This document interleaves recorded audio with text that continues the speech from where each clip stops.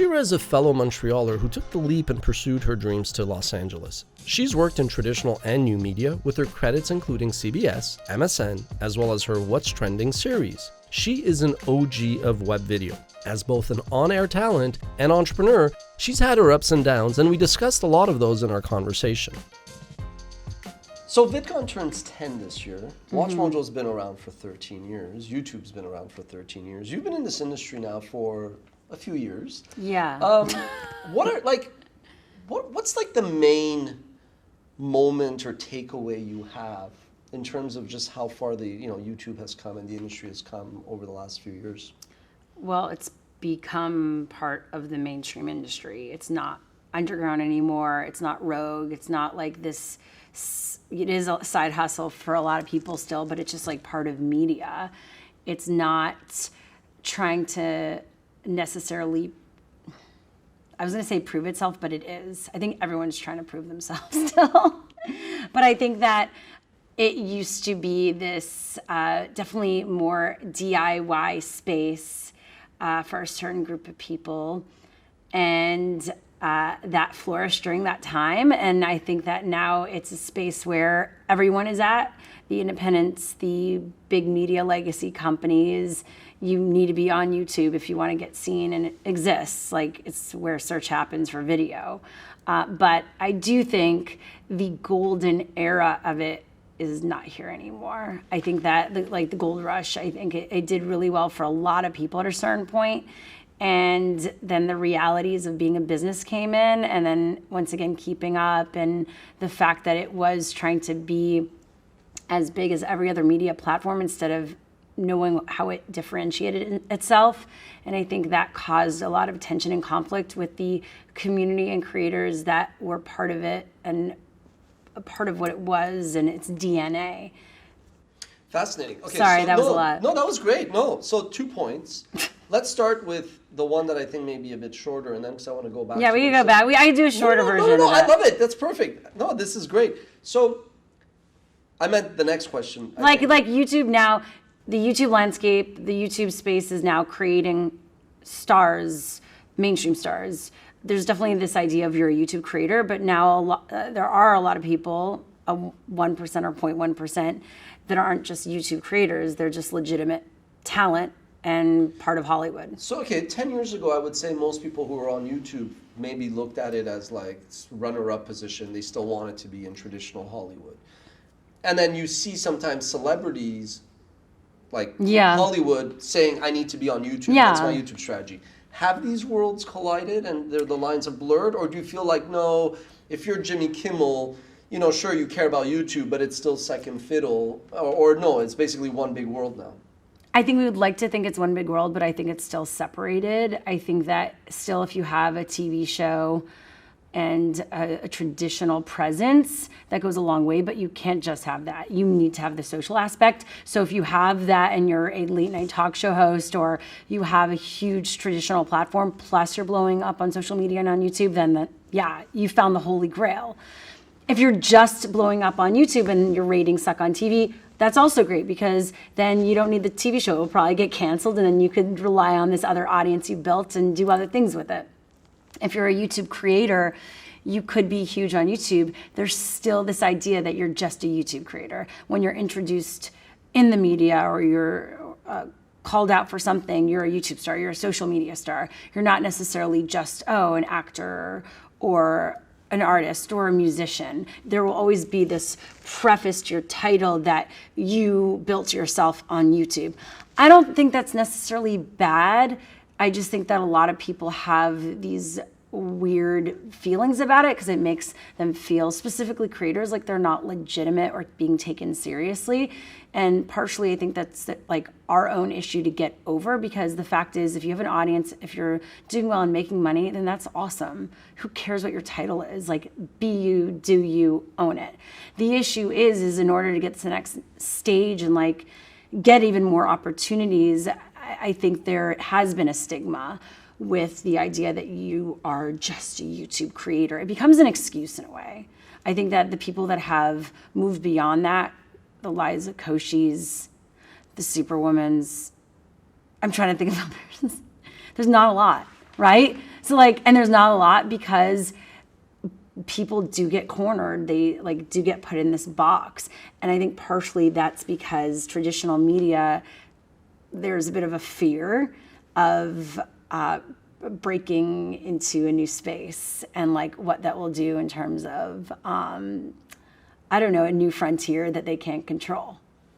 So let's talk a little bit, you mentioned Superwoman. So you're NBC and you say, hey, we need a new host for a show. Yeah. So is the thinking maybe Lily attracts her fans to TV, or is it this gives us another This is also, strong... yeah, that's also the thing with YouTube creators. They've built their following and their formats within the YouTube world. It doesn't necessarily work when you put that content, that format in front of another audience or on another screen. So that's where I think the disconnect starts to happen. And because creators have done it on their own, been their own bosses, they also become stubborn legitimately with their work and how they want to be perceived and what they want to do artistically.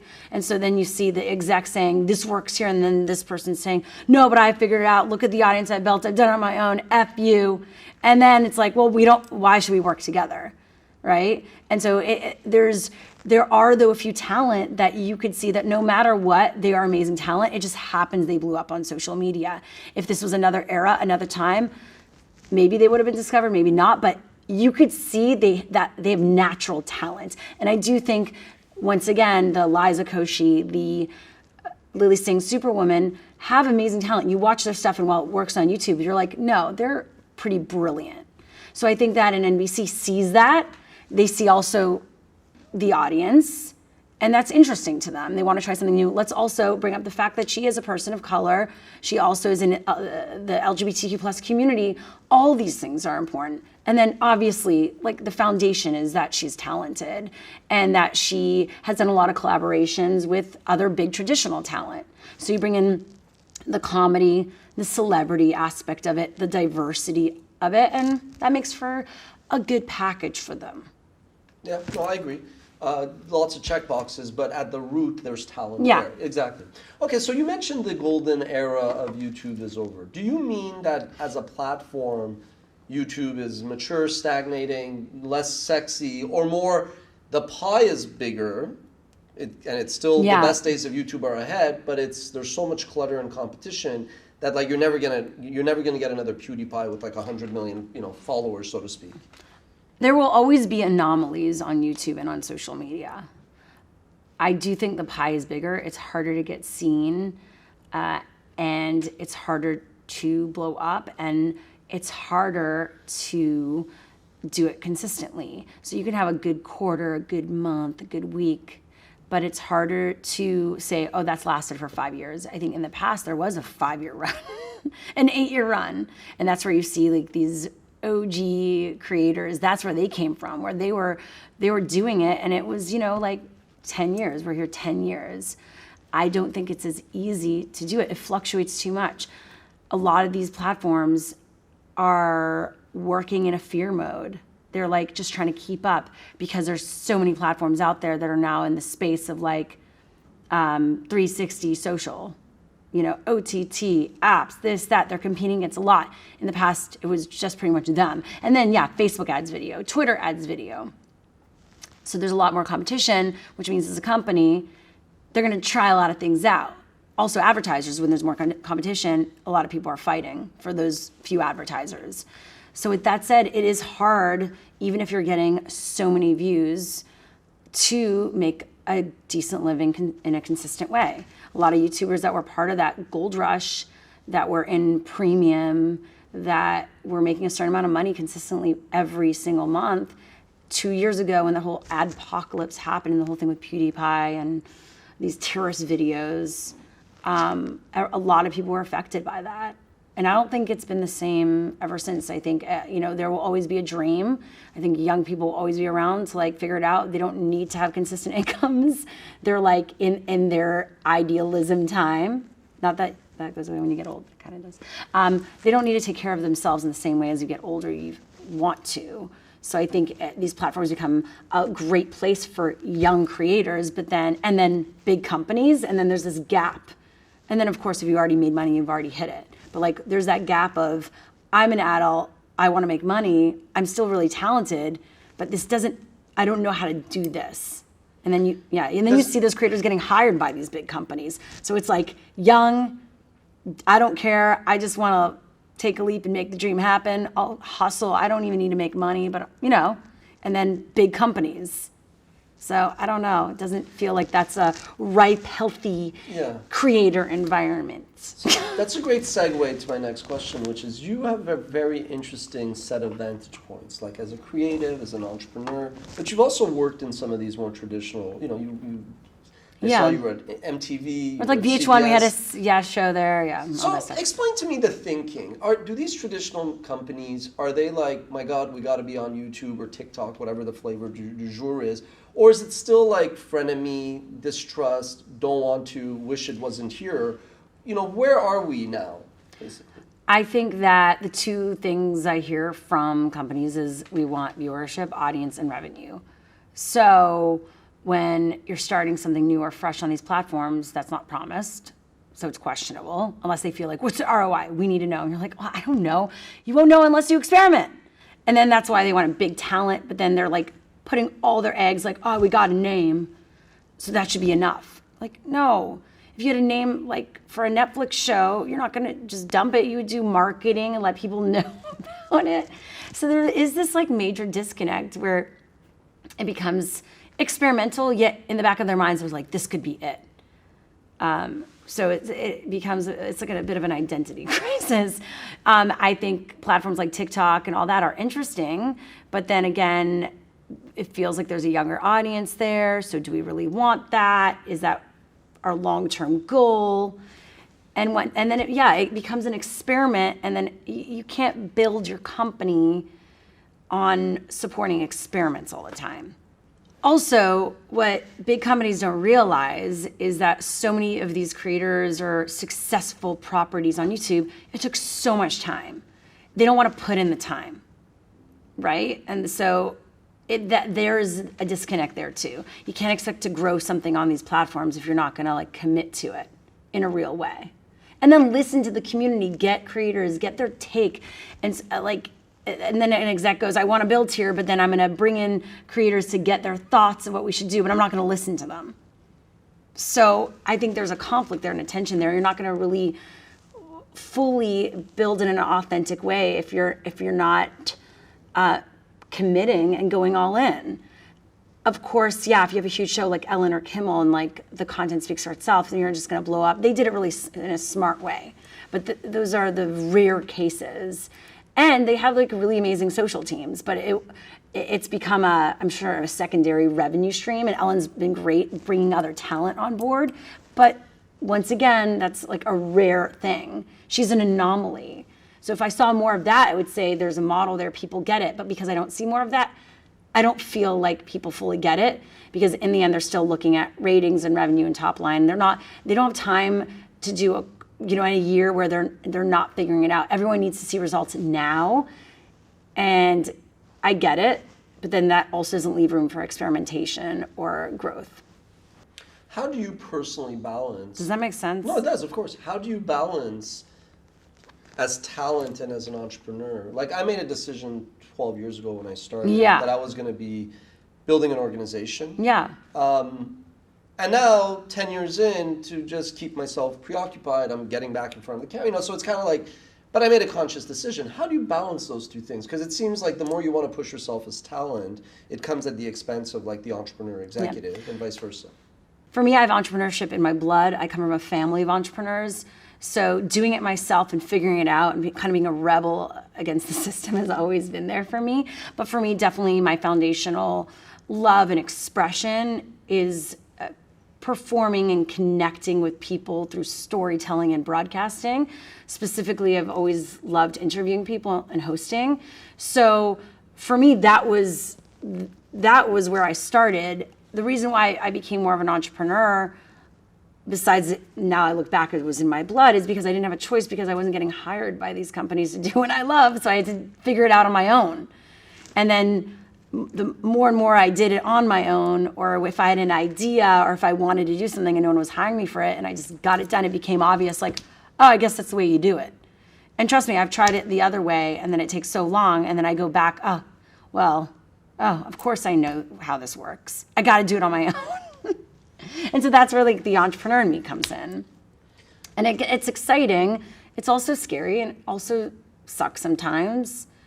And it's a hard balance because, you know, yeah, we have a lot of clients, or I work for a lot of big companies, and you could say I'm an employee.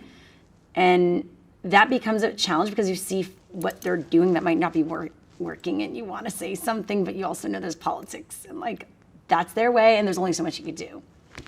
So I want to touch on the experience when you were at CBS with Steve Jobs. Okay, Yeah. so I don't hide anything. no, I did want to. Yeah. I didn't want to catch you off guard. So, I mean, it's funny because I was thinking of when to bring it up, but it's true though that if you would have done that same repeated the same like action, but you were working for yourself. If that had happened for me, I would have just fired that person and said, okay, lesson learned, and that's it. But because we were part of a big company and it was What's Trending with Shira Lazar, even though someone actually typed that and did it, I was the person thrown under the bus. So yeah, it definitely feels like when you're working somewhere else, well, that comes with a lot of benefits and advantages and attention. There's also a lot to gain and a lot to lose if things don't work out. But that's like, I rather though, in the end, I don't regret it. I'd rather be in places where those extremes are there, because then you don't have any movement or growth if you don't let yourself take that leap to be in a place where it could be scary, to be in a place where you could gain a lot but lose a lot. That's where the growth happens. Or else then you're just like shredding your life and treading water and constantly like scared to take opportunities because you're scared of things not working out. It's not a way to live. But yeah, if it had been my company, it wouldn't have been such a big deal. I would have just handled it differently. Yeah. Just people like the people that made the decision didn't even want to talk to me. They didn't want to even have a conversation. What really happened? Can we discuss it? It was just like, no, we don't care who you are. This happened. It was like a very not human relational way of dealing with it. Yeah. It was just like, I was an employee. I was a person that had a name and on a contract, and then they didn't want to continue that contract. Yeah, big companies, it's very, very different. So one of the things is we're seeing in the backdrop of the media landscape is this push towards direct to consumer. Yeah. You know, Disney's whole business model is going to Yeah. change. And so if you think of young talent, when they actually get out there on YouTube, they do own their IP. So they have a sense of ownership. Yeah. And that's a trade-off with money, basically. Yeah. So how does that change things for you? Do you feel like in the end, because of this pie being bigger, all these blurring, are we going to go back to the traditional world where most of the talent will probably just work for someone, get comped? Or is it we're going to go to this other thing where ultimately creators are going to own their creations by and large? I think it's always going to be a mixture of both. I think that just like anything, you know, running your own startup, if you have the mentality, you have the mentality. Even if you end up working for someone at a certain point, you'll always go back and creating your own thing. It's just like a lifestyle, a way of being. I think there will always be creators that want to own it, want to do it, have creative control. And then I do think there's at points you get burnt out and you're done doing it on your own, and then you might get absorbed or bought by a big company, and then you kind of get sick of that, and then you start on your own again. And because you have your following and all that, you can start new ideas. I think we're going to see a mix of all of those things. Take us through the decision and the time when you said, I got to move to LA. I was going to Emerson College in Boston, and we had an intern program out here. So I did it my last semester, and I interned at the Ellen DeGeneres Show. I interned at a radio station, and at CBS News, I was an intern whore. And what is that? I was obsessed with it. I was like, I'm an intern everywhere. I want to try all this out. But after that, graduated and then got my first job right out of college from one of the producers I worked with at Ellen for a morning show in Vegas as an associate producer. So at the time, once again, YouTube wasn't around. So it's not like I was like, I know my brand, I know my voice. This is what I want to do. I'm going to just do it. So it was a different time. So I worked for a TV show. I had passions, but I didn't know what to do with it besides getting hired to do it. And then, of course, I started playing around with this idea of building the brand of me before even YouTube was around. I was working for other people, and then I would take this phone I got, this Nokia phone that could upload to the internet to these random sites that aren't even around anymore, or players. And I was like, whoa, I could show people what I'm doing on the go, which now is vlogging, right? Or going live on Instagram, whatever, or like Insta story. But at the time, people were like, who's hiring you to do that? I was like, oh, I'm just doing it for myself because it's what I love doing and I want to share it with people. People didn't get it at that point. Now people do, so. Do you feel now it's more likely for younger audiences to want to kind of do the internship or work for like the YouTube or is it still the CBS and those are like the golden standards? No, there's all these new companies popping up in the digital world to work with. Yeah, not to say they're going to exist for a long time because it is hard. It's a challenge now, and they might get bought by all the big legacy companies. Consolidation happens, and then it's like a cycle. And people go independent again, and they get absorbed. But I do think I see young people, they do want to intern, but then a lot of people then do want to build their own thing. You'll see 20-year-olds that are like, I could do this. So I think we are in a time of major entrepreneurship, do it yourself, the tools are there, it's exciting. I also think though, people don't realize how much work it is and how to grow their business, but then they'll learn. So I think that no matter what, while there are challenges, there's more excitement and opportunity, and that's better than ever. But it's also a hard world to be sustainable with. What is YouTube's responsibility to address that, care about the creators, burnout and all? Or do you think? All right, so I think YouTube and Facebook, all these platforms act like they care. I don't think they really care. They can only put so much time into caring. It's like they maintenance care. It's like when a guy, the joke is when a guy keeps in touch with you, but they don't really like want to date you. They're like maintenance texting. That's what it's called. I feel like all the platforms do that. They will have a summit, they'll have little events, they'll be here, they'll meet with you and your manager, or they'll like send you an email to keep in touch. But then, do they really want to hear what's going down? Like, no, they're like, yeah, all right, stop, just don't. They'll listen, but they're not like, okay, what can we really do about this? There are liabilities. I think that it's a gray area when you're talking about mental health. How much do they really want to get involved with that? They want to know that we hear you, we see you, it's important. We're going to do a mental health awareness, blah, blah, blah. We're going to support creators that do it, but what's the next action after that?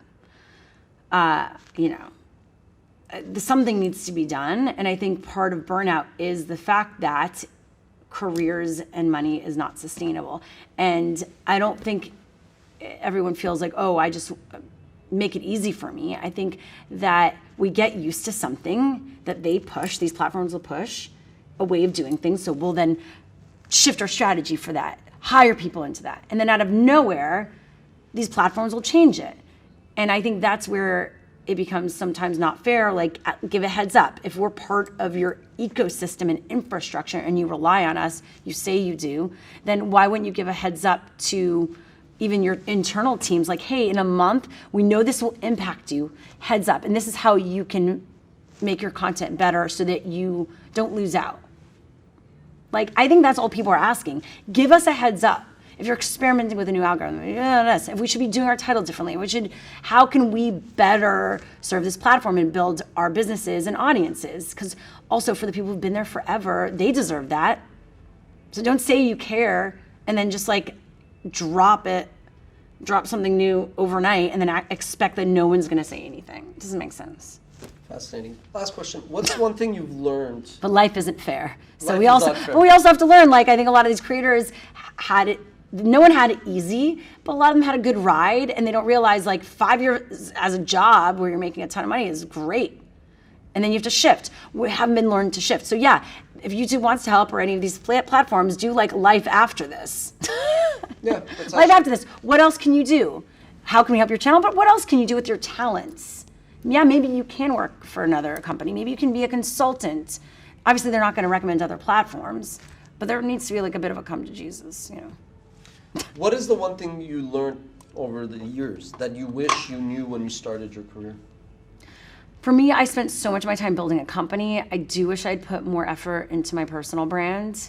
I feel like I saw so many creators like start and I was at the same level or had even more followers or subscribers, and yet they really focused. They had the courage to drop everything else to just hunker down on one thing. And for me, I don't know why, it's just also a personality thing. Like I always had trouble just cutting everything out, all the other opportunities that might have been interesting, but saying no, but I'm committing to this. I need to give it a year at least, or 2 years of my time. I had a hard time doing that because I think I grew up with a bit of the traditional space and a foot in traditional. So I still saw that, and it was still intriguing to me because it was something I always wanted to be part of, but then I was part of this new frontier. So I think definitely focus and giving yourself enough time to do it.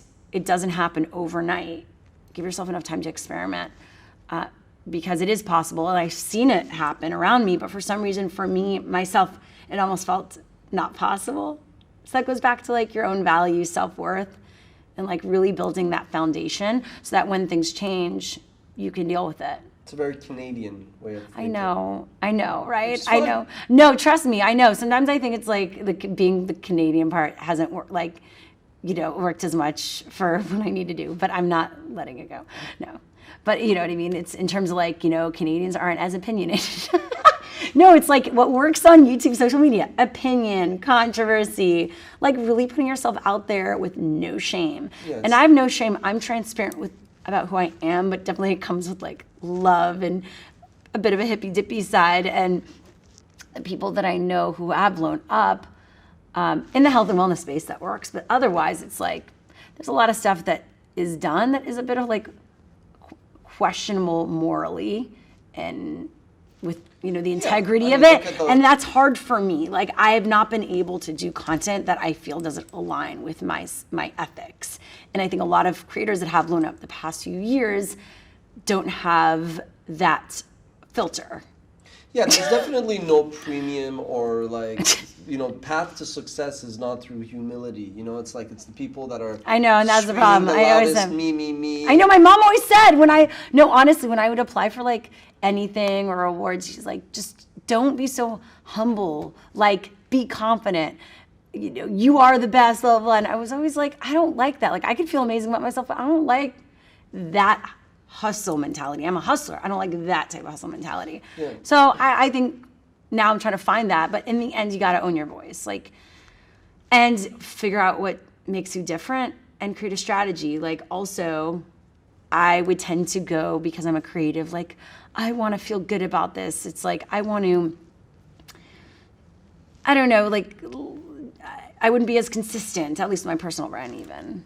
So just one thing on that, do you feel like, are we basically ruining an entire generation of kids by making them so vain, by making them so like fame hungry, but not like, because then they also look up and they see like the Paul brothers who are like living this lifestyle, but clearly, like you said, doing things that are questionable, and they're rewarded on YouTube and all that. Like, I think like any other time in society, there's two types of people. There's many types of people, but I think there will be people that look at that and they're like, this is the life, and I'm gonna go after stuff outside of me, acquisition, wealth, cars, hot chicks and hot guys, and like that, it will be success to me.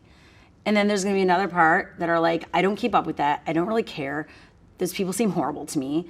And I actually think there's gonna be a movement of young people that are disconnecting in a way, going more in real life, believing in the environment, consciousness, all that. And I'm already seeing it.